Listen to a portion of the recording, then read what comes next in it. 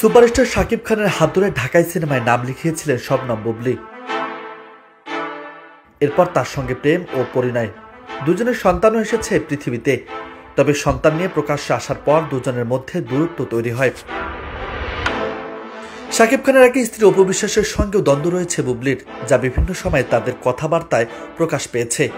দুজনে একে অপরকে নানা ধরনের ইঙ্গিতপূর্ণ কথা বলেন গণমাধ্যম ও সামাজিক মাধ্যমে।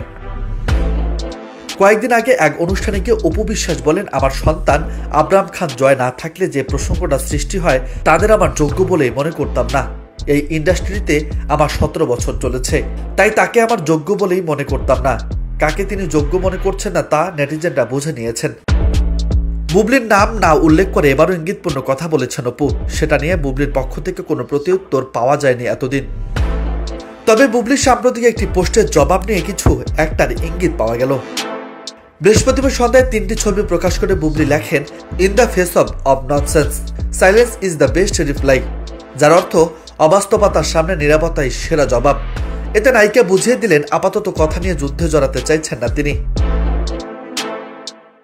2008 সালে 18 এপ্রিল গোপনে বিয়ে করেন শাকিব খান ও অপু বিশ্বাস। 2017 সালের 10 এপ্রিল এই দম্পতির বিয়ের বিষয়টি প্রকাশ্যে আসে। 2018 সালের 12 মার্চ বিবাহ বিচ্ছেদের মাধ্যমে দাম্পত্য জীবনে ইতি টানেন তারা।